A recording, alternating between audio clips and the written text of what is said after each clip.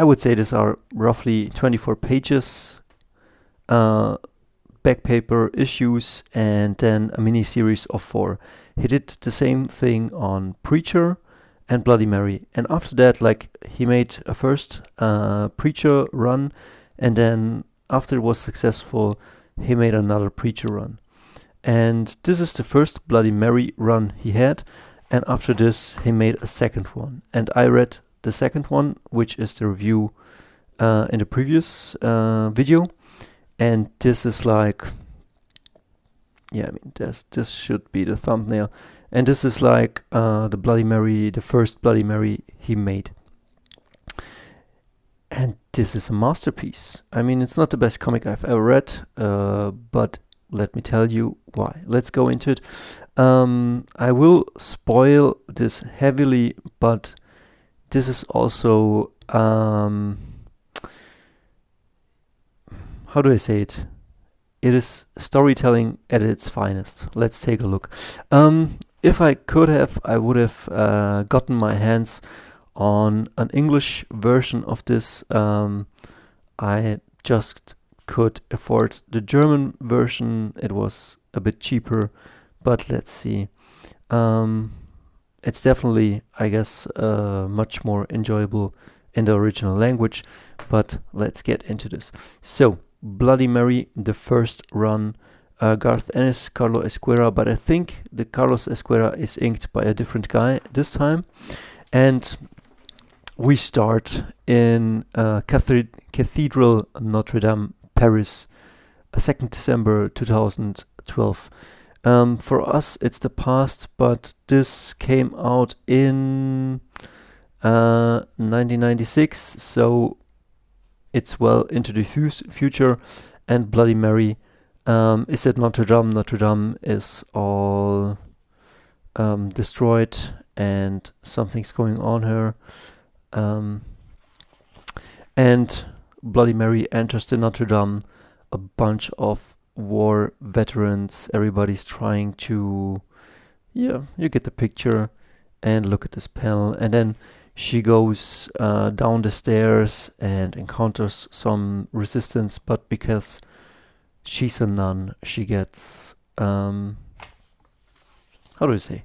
Well, she fights her way through. She's going to encounter content. Look at this. This looks like very badass Frank Miller-esque, I would say, and I love it. Like, beautiful, the line here, how it comes down. She finds the contact. He gets the microfilm. He tells her where the microfilm is, and she whacks him. And that's how the movie starts. I want to say the movie because it kind of is. And then he explains that 1999, they, under a French, how do you say it, like something like French Hitler or something, gets to power. It's called Rochelle, and he's burning up all the immigrants because, I don't know, he hates them. Maybe something like Le Pen in 1999, but the Brits, they do not join the European. This is like German, French allied things. And so the British fight in the Battle of London again and win, but pay for it dearly because Birmingham gets nuked. But the Americans and the Europeans are not stupid. They don't want to nuke the whole world because they don't want to destroy everything. So the war gets fought on a conventional way, and then it gets fought in an unconventional technological way. And yeah, the poor soldiers pay for that. And we meet Mr. Rochelle. So basically, I'm giving you here the whole story. So skip ahead and watch certain parts. If you like the comics, go and enjoy it yourself. But I will review this in depth with all the spoilers because it's definitely a masterpiece of storytelling and badassery. And if you're into that, be my guest. So we see Mr. Rochelle, the kinda new Hitler, and he's seated in the Vatican because I don't know, like the Americans are coming ever closer to the French border or to Paris, so he switched places, but it's a standstill. People are gunning themselves down, and then there's Anderton, and he has the next weapon for this Mr. Rochelle, and the next weapon is something that makes people kind of superhumans, and lets them fight, and he offers him this weapon, which is not a weapon of mass destruction, but a weapon that can make your soldiers much tougher to kill and could win you the war. And so Rochelle takes the offer, and Anderton is an American, how do you say, like he deserted the army, but Rochelle doesn't, he's not new to the game, so he puts the Batman on that guy. And then London, 2 days later, we see the Red Rover all destroyed, and we meet the Bloody Mary for the first time. Look at this, how beautiful this is drawn, real sexy. She gives him the teeth, or tooth, and we meet up with this guy, a British major. He got a bullet in his head, so he can't remember everything. He's stuck in the now, but he knows he wants to win the war, and so they embark. And what's beautiful, why this is such a great comic, like we have in the first couple of minutes of the movie or pages of the comic, we have the action sequence, then we get what's it about, the contract, and then we go into what's at stakes, and then we meet the protagonist, and we have a bit of time. These characters get introduced, and they just talk, and that's beautiful. That gives you a sense of, I don't know, it lets you breathe for a while before the action begins. So the colonels get together, and then they send her on a mission. They see what's on the movie. They know on the microchip, and they know what Rochelle is about to do, and so they send their best man or woman. And when she knows that Anderton is involved, she of course takes the mission on. We don't know yet what's how they are connected, but we will find out. And then we see Anderton lying in a hotel or motel and watching at a picture. We see he's connected with Bloody Mary or Corporal Malone or what's her name, and yeah, and then he checks his suit, and he wants to know. He's just a soldier, just a brute, but he's best at what he does. And then he checks this out, and he finds out that the thing he's carrying is pretty. I don't know, what do you call this? Yeah.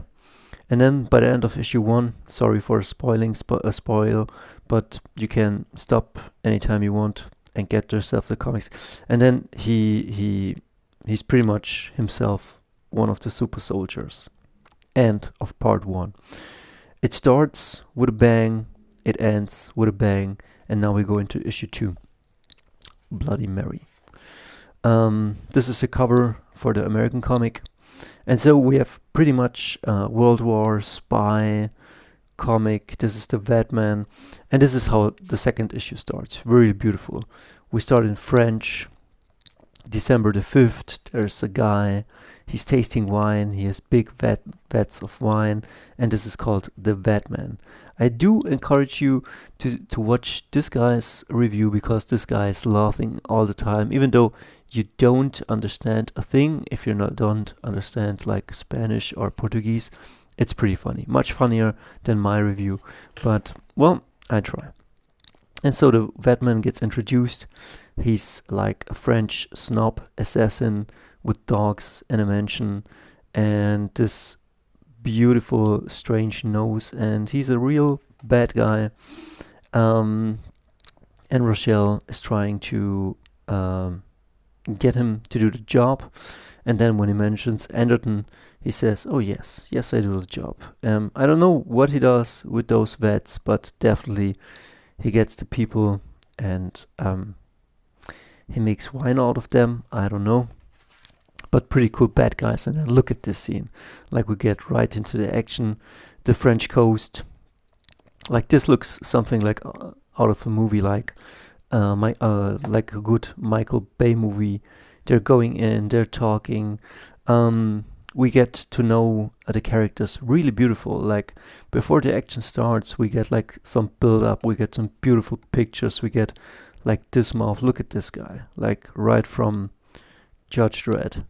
And then they go in. They go into Amsterdam because Amsterdam has not joined the war or stayed somehow. How do you say? They stayed out of it. And then Rochelle and Anderton are trying to close the deal while Rochelle is trying to get Anderton's location so he can put the Batman on him. And then here we are, boom, Amsterdam. And Amsterdam has become like a very, well, you see it, like everybody who's not who doesn't want to participate in the war but is kind of in war-torn Europe is here. And look at this beautiful things, and we get an informant, and he tells us stuff. This is like the best James Bond comic you ever had. Like real cool action movie feeling, beautiful houses, bridges, people, badassery. So we go to a bar. Bloody Mary tries to find what she needs, and then they know where Anderton stays. And here I won't spoil, but German Fallschirmjägers are kind of deserted the German army, so Anderton hired them, and they go in and they wipe them out, while Anderton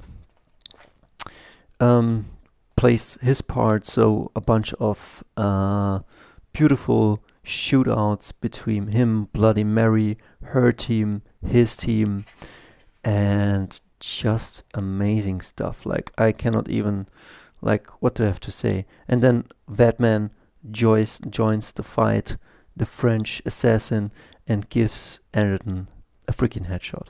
But he doesn't die, because nobody knows right now what's up with him, but he cannot die. Like even Batman doesn't know what's up. Bloody Mary gives him a bunch of bullets, but this bastard does not want to die. And so the fight, great fighting scenes. Anderton gets also burned by the Batman, and he doesn't die. The Batman doesn't know what's up. Bloody Mary doesn't know what's up. And Bloody Mary, of course, wants revenge. So issue 1 and 2, and now I'm giving you issue 3 and 4. And I'm giving you this because it's real important stuff. So her team is fighting the, how do you call it, the Netherlands special forces, and a bunch of shootouts again. She's trying to solve the mystery. Why couldn't they kill Anderton? They search his room and they find this thing which they don't know what it is. And he wiped one out, one assaulted him, and one is intact. And so Anderton could get away. He knows that Rochelle put a price on his head, and so he wants revenge, but he doesn't heal. Like something's up with that thing he swallowed. He thought it could heal him, but he remains a monster.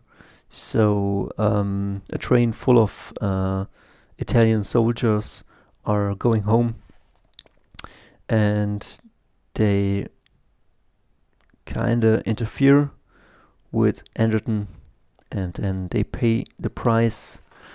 They blew him. They shoot him up, but he's mad as hell, and yeah, he takes it out on them. Meanwhile, Bloody Mary knows the position of Rochelle and Anderton. She knows Anderton is going for Rochelle in the Vatican, and she sees the movie and she's trying to understand what she found there, and she sees a bunch of Chinese coding and a film about that thing, which is she doesn't know right now. She just knows she has one of those things on her. And the Batman arranges again a second deal with Rochelle, because like he did shoot Anderton and kill him, but Anderton didn't die. So this time he takes a lot more money. And I mean, if you're still watching, like, this is so beautiful, like, it's action packed. The Major tells his soldiers a cool story. They fly over. He tells Bloody Mary's past to them, and he says it's all top secret. Anderton blew up their special forces team so he could become a hired gun, the best in the world, but she somehow survived. So she's checking the data and thinking what she could do when she faces him. She thinks back to her past after Anderton betrayed her kill team, and then Anderton shows up because he thought Bloody Mary would hunt him down, but she didn't. She just was put on silence from the government, and then he kills her parents and he kills her again. And he said, what a freaking waste of time. He thought, I thought you would come after me. And so she gets killed another time by him, but doesn't die. And then the Major tells his motives, why he wants revenge for this Hitler type. And yeah, they're flying, and Bloody Mary decides that there's just one way to face Anderton and to make sure this time he dies. And yeah, so end of issue 3. Look at this. Like, this is not a spoiler review. This is just a how to make a great story with great beats. And I would encourage you read this. This is like the cover from issue 3, and then this is the cover from issue 4. Check out this cover. Like, amazing, isn't it? Like, this is comics, this is movies. And then we're in the Vatican. Like, Rochelle knows people are coming. The Batman is getting himself in helicopter. Bloody Mary infiltrates the Vatican, and boom, like, she just shoots people. It's just a big shootout. Anderton shows up. He wants Rochelle dead. Anderton pretty banged up. And then there's a bunch of shooting. Look at this. Like, the Major's men think he's a crazy bastard, but they know what's at stake. And so this guy takes a grenade and screams, well, this is in German, but he screams, come and get me, you spaghettis. And I'm Italian myself, but I take no offense in this, because like, this is badass. I don't know if like this gun blazing heroism is so cool, but it kinda is. I wouldn't do it myself, but it is cool in this comic. So the Vatican guards get to Anderton. They shoot him up. He has to fight them. Look at these drawings. And then Rochelle's on the run. He has to flee from the Bloody Mary and from Anderton. And a big shootout. And look at how cool this is drawn. Look at the beats. Just badassery all over, like just great, funny, kick-ass. And pretty much, I'm spoiling you now the end. Anderton thinks that he can kill Mary easily, and he says, like, man, that's a shame that I have to kill you so fast, but I have to kill Rochelle. And so he shoots her up. And yeah, that's when he apologizes. And then he goes away, and she says, take your time. And so he wonders why she's still alive. She gets up, and then he gets it, that she took also one of them. And he explains that it's called the Blood Dragon, and the Chinese created it to create super soldiers, and what it all does and how it works.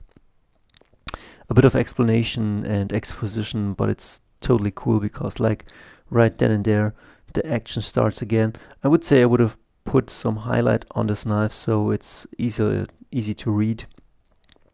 And so they fight till the death. She breaks his neck, but he doesn't die. Like, the blood dragon keeps people alive. Batman joins the party, shoots them all up. The Major is trying to escape with his love interest. Rochelle shows up. They talk. He gives him the final speech. And then Rochelle gets shot up and flies out of the window. The Batman shoots up Bloody Mary and Anderton and Rochelle here over the helicopter rotors, and then he gets splattered all over the place. Batman's about to crash. The soldiers from the Vatican are about to get smashed and burned, and I mean, crazy stuff. Bloody Mary fights Anderton. He lifts her up. He bangs her away. They kick their asses, and then Bloody Mary burns his face. Tries to kill him. He slits her throat. He looks pretty bad at this moment, but Anderton explains that she doesn't need, like, the blood dragon, just she doesn't need all her organs. Like, the blood dragon replaces everything and works without the essential things that makes someone human. And then she gives him one final punch with a grenade. And that's the end of Anderton. Boom. She gets an axe and chops everything up. That Anderton previously told her that she has to chop up the blood dragon so that it finally dies. And then she gets found by the military, and that's the end. And as you know, it's not the end, because there is then a second miniseries, but it's pretty badass. I kind of spoil it just so you can see how amazing or how the story beats are. I think this is a great piece to study if you want to make comics. And I have not yet read 100 Bullets, but when I see art like this, I'm very intrigued. Like, very cool stylized artwork. I think this could be acrylics or something like this. And I'm thinking also about reading 100 Bullets. Well, Garth Ennis, 100 Bullets, check it out. It's really a freaking masterpiece. Get it as long as you can, and have a nice day. Make comics, make good stories. Follow the Garth Ennis approach. 100 pages, split maybe 24 to 25 pages for each story, and study the beats. Like, we'll go into that in a later video.